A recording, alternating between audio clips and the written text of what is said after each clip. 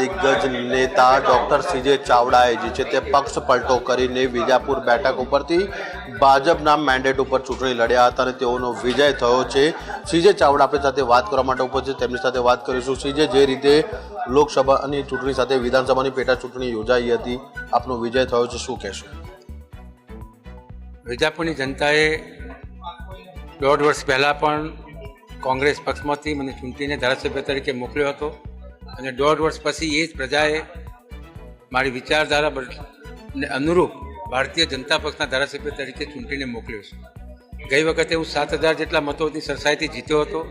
આ વખતે 56,000 કરતાં વધારે મતોની સરસાઈથી જીત્યો છે. એનો મતલબ એ છે કે પ્રજા મને ચાહે છે અને પ્રજાએ મારા પર વિશ્વાસ મૂક્યો છે. ત્યારે પ્રજાના વિશ્વાસનો એરે નહીં જવા દો, એનો ભંગ નહીં થવા દો અને એક મિનિટ, મારી એક સમય, એક સેકન્ડ વિજાપુરની જનતા માટે, મહેસાણા જિલ્લાની જનતા માટે અને પ્રજા માટે વિતાવીશ, એ ખાતરી આપે.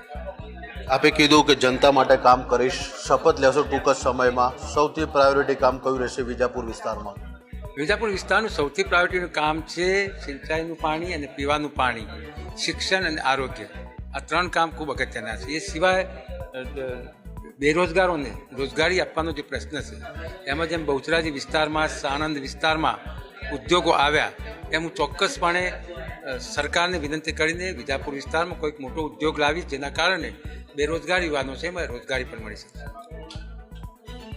સીજે, પહેલાં વાત એવી પણ ચાલતી હતી કે આપ અને અર્જુનભાઈ જે રીતે પક્ષ પલટો કરીને ભાજપમાં મળ્યા છો અને વિજય પણ થયા છો, પરંતુ હવે મંત્રી પદની વાત સામે આવી રહી છે. કોઈ આ પ્રકારનું કોઈ કમિટમેન્ટ પાર્ટી સાથે પહેલાંથી થયું હોય? કારણ કે આપ બંને સિનિયર નેતાઓ છો. ત્યારે પાર્ટી સાથે આ પ્રકારનું કમિટમેન્ટ અમારા બંનેને કોઈને થયું નથી અને ભૂતકાળમાં જ્યારે કોંગ્રેસમાંથી ભારતીય જનતા પક્ષમાં લોકો જોડાયા છે ત્યારે પણ આવું કોઈ કમિટમેન્ટ હોતું નથી.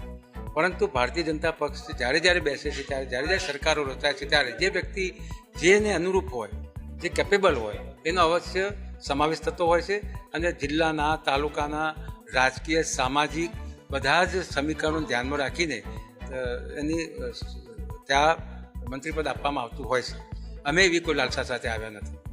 પાર્ટી જવાબદારી આપશે તો સીજે ચાવડા સ્વીકારશે? પાર્ટી કોઈ પણ જવાબદારી આપશે, કોઈ પણ કામગીરી સોંપશે અને કોઈ પણ મારી જે કેપેસિટી છે એનો ઉપયોગ કરશે, એને 24 કલાક નિભાવીશ. સીજે ચાવડા, અત્યાર સુધી આપ કોંગ્રેસમાં બેસીને શાસક પક્ષ ઉપર પ્રહાર કરતા હતા. હવે એ તબક્કો એવો જોવા મળશે ચોમાસા સત્રમાં કે આપ જે છે તે આપના સાથીઓને સમજાવવાનો પ્રયાસ કરશો, સરકારની યોજના સમજાવવાનો પ્રયાસ કરશો. કેટલું ડિફિકલ્ટ કામ રહેશે? વિપક્ષમાં જે કામ આપણું ધાર્યું થઈ શકતું ન હતું એ પ્રહાર દ્વારા કહેવામાં આવતું હતું. હવે સરકારમાં જ્યારે બેઠો છું ત્યારે આપણું જે પ્રજાને અનુરૂપ કામો છે એ માન્ય મંત્રીશ્રી સાથે મુલાકાતો લઈને ચોક્કસ ગોઠવીશું, એટલે મારે પ્રહારો કરવાની જરૂર નહીં પડે. આભાર વાત કરવા માટે. તો આદર ડૉક્ટર સીજે ચાવડા જે સ્પષ્ટપણે કહ્યું હતું કે શપથ લીધા બાદ જે રીતે વિજાપુર વિસ્તારના વિકાસના કામો છે, એટલે કે સિંચાઈના છે, રોજગારીના અને આરોગ્ય અને શિક્ષણના જે કામો છે તે વહેલી તકે પૂર્ણ કરવામાં આવશે. કેમેરામેન લાલા ભરવાડ સાથે મલ્હાર વોરા, ન્યૂઝ કેપિટલ, ગાંધીનગર.